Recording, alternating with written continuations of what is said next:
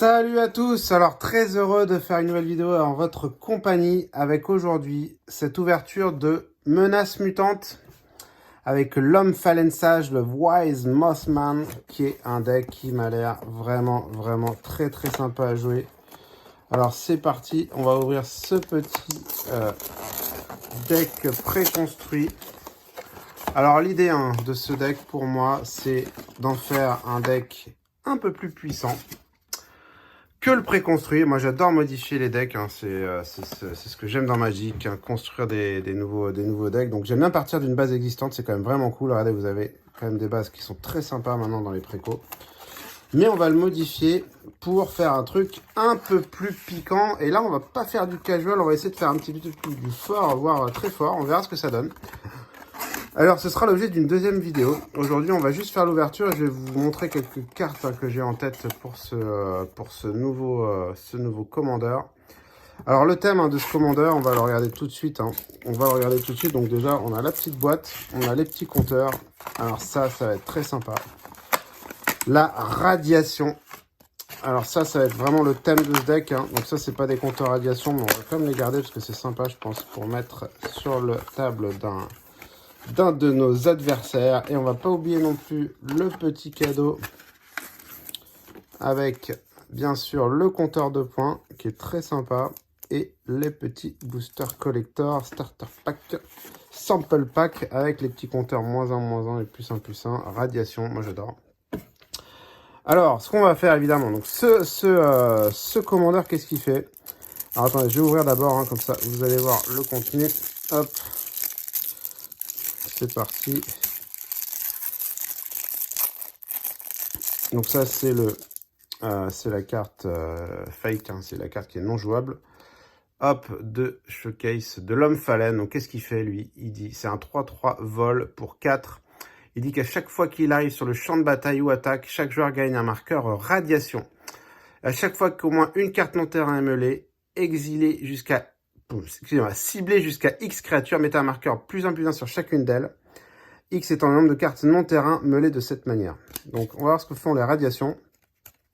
Radiation, au début de votre première phase principale, si vous avez des marqueurs radiation, mêlez autant de cartes. Pour chaque carte non terrain mêlée de cette manière, vous perdez un point de vie et un marqueur radiation.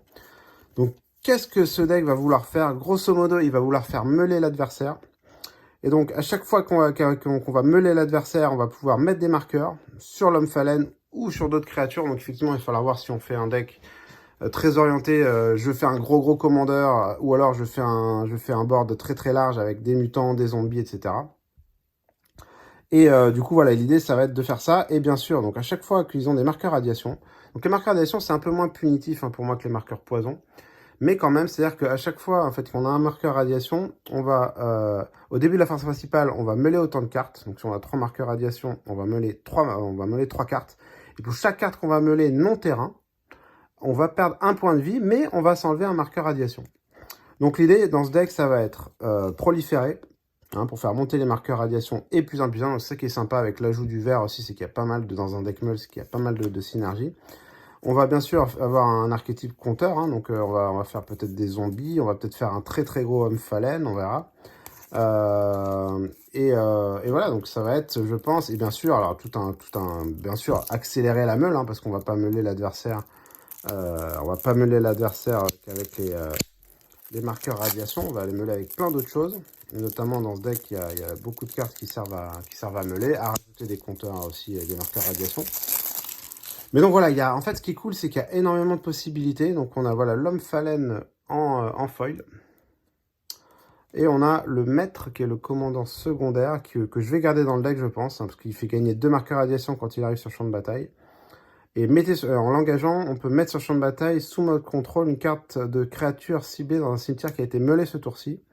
C'est un mutant vert avec une force et une endurance de base 3/3. Donc voilà, donc très cool.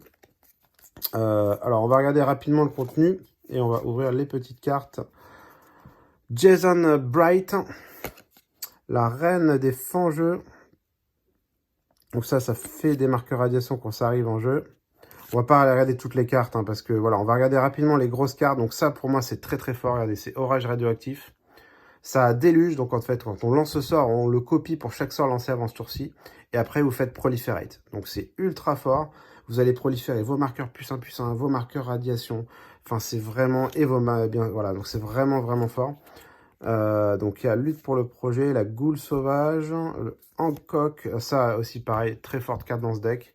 Chaque créature gagne 2 fois -X jusqu'à la fin du tour, donc pour 2 noirs et X. Et chaque joueur gagne X marqueur radiation. Donc vous le payez pour 4. Les créatures gagnent -8. Donc, chaque joueur gagne X marqueur radiation. C'est juste monstrueux. La sulfurie, l'abri 12, Harald et Bob, Lily Bowen. Il y a pas mal de cartes. Alors, je vous montrerai la liste que j'ai faite, mais j'ai vraiment beaucoup de cartes que je veux rajouter. Donc ça va être très dur. Hein. Le choix va être compliqué.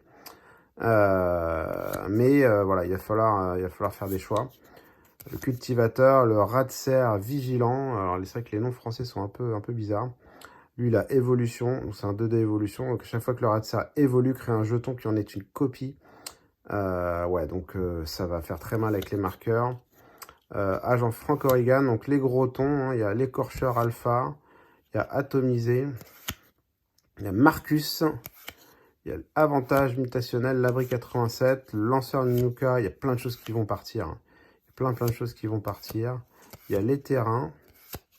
Alors après, il y a Inexorable Tide, très fort marée inexorable. Voilà, donc ça, vous connaissez, je pense. Mais c'est, voilà, à chaque fois que vous lancez un sort proliféré, bon, bah voilà, hein, vous allez mettre des marqueurs radiation, vous allez booster vos marqueurs. Ça, c'est voilà, hein, c'est l'enchantement qui dit qu'à chaque fois qu'un marqueur +1/+1 devait être mis sur une créature que vous contrôlez, 2 fois le nombre de marqueurs sont mis sur cette créature à la place. Il y a le Guardian Project, excellente carte. Et KR renforcé, donc vraiment, il y a beaucoup de choses hein, pour faire du marqueur +1/+1. On verra si c'est vraiment ça qu'on garde au final, si c'est ça qui marche. Il y a victime de la guerre. Voilà, donc là, bon, le gros mass removal. Et après, donc, il y a les terrains. Les terrains. Il y a les... Moi, j'adore, hein, regardez, ce petit flavor de Fallout que j'adore, hein, Voltec Industries. Malheureusement, c'est les temples. Moi, je vais pas les mettre. Enfin, j'ai horreur des terrains qui arrivent engagés. C'est très dommage parce qu'ils sont magnifiques. Hein. La radmouette, la nuée de mouches, le rat de cafard. Moi, il y a des cartes que j'aime bien quand même. Un 2 de vol. Il ne peut pas bloquer, mais à chaque fois qu'il inflige des blessures de combat à un joueur, il gagne autant de marqueurs radiation. Donc voilà, vous infligez 2, il gagne 2 marqueurs radiation. À chaque fois qu'un adversaire meule une carte non-terrain, si le rat de cafard est fétide et dans votre cimetière, vous pouvez l'envoyer dans votre main. Donc moi, je trouve ça assez cool. Après, bon, c'est peut-être pas très fort dans le deck. On verra au final. Ça, je pense que ça va partir aussi. Très bizarre comment ils rangent les cartes. Ouais, c'est les zones courtes. En fait, il y avait les rares. Il y a les figurines, culture, cherche au loin, harmonize. Moi, j'adore le dessin, mais ça va partir. Hein, le zombie qui bronze, j'adore. Voilà, il y a les trucs un peu classiques. Il y a le putréfié aussi, le cachet, la boucle de contagion, le sol ring, regardez. Sympa. Talisman. Ah, il y a 2 talismans, il y a 3 talismans, donc ça c'est très cool qu'il y ait les talismans. Lande cendreuse, il y a la Command Tower, Evolving Wild, et après il y a toutes, je pense, les... Ah non, il y a encore des Unco. Vraiment, ils ont mis les cartes, mais n'importe comment. Alors, les terrains, splendides. Regardez-moi ces terrains. Franchement, magnifique. Magnifique. Waouh. La forêt, elle est juste dingue. Waouh. Ouais, l'île, pareil. Enfin, franchement, les terrains, moi, je les trouve splendides. Donc voilà, donc ça va être très cool. Alors, ce que je vais faire, on va ouvrir le petit, parce que ça va quand même faire plaisir, le petit sample pack. Allez, on espère qu'on va avoir un coup de bol. Je sais pas ce qu'il y a dedans. Honnêtement, je sais pas ce qu'il y a dedans. Est-ce qu'ils mettent aussi les cartes des boosters collector? Je ne sais pas. Je ne sais pas. Attention. Donc, on a la carte publicité. Allez, c'est parti. Première carte. Oh, un Temple of Deceit. Donc, on l'a déjà. Mais en full art. C'est OK. Mais je vais pas le jouer. Hop là, pardon. Et le deuxième, Helios One. Oh, terrain rare. OK, full art. Énergie, OK. Bon, bah écoutez, c'est peut-être très sympa dans le deck énergie. Voilà, donc franchement, je suis très content de ce petit deck, très prometteur. Je vais vous montrer, alors regardez, j'ai les cartes qui ont commencé à être préparées là, de rajout. Donc vous voyez, il y en a beaucoup, je ne vais pas pouvoir tout mettre. Je vous montre un petit aperçu des upgrades un peu cool que vous allez pouvoir mettre. Ondulation de potentiel, donc pour 2 en éphémère, vous proliférez et puis choisissez n'importe quel nombre de permanents que vous contrôlez qui ont reçu un marqueur de cette manière, il passe hors phase. Donc très cool pour protéger tout son board. On va avoir des cartes pour faire meuler. Donc celui-là, le Mesmeric Orb, juste horrible. À chaque fois qu'un permanent est untapped, le contrôleur de ce permanent meule une carte. Donc vous détapez tous vos lands. Vous avez 6 lands, voilà. Vous meulez 6 cartes. Donc ça va faire très très mal. Alors bien sûr, on va être aussi meulés nous-mêmes hein, dans ce deck, hein, mais je pense qu'on va avoir des moyens de s'en sortir. Vous allez avoir notamment un moyen. L'excavatrice de Ranimab, donc ça voilà, hein, vous avez bénéficié de du fait que vous soyez meulé vous-même pour jouer des cartes de terrain depuis votre cimetière. Donc là en plus, regardez, en foil, elle est juste magnifique. Alors voilà, hein, deuxième, hein, pour ramener bien sûr des très connus, hein, le Creuset des Mondes. Donc effectivement, je serais content de l'avoir dans l'artwork Fallout. Mais là, je l'ai dans un magnifique foil. Donc voilà, M19. Donc vous pouvez jouer des cartes de terrain depuis votre cimetière très connues pour 3. Alors ça, franchement, ça va faire ultra mal. Bon, vous avez... c'est pour 1, c'est un enchantement, association de chef de sang. Vous avez quelques marqueurs à mettre pour l'activer, ça va assez vite honnêtement.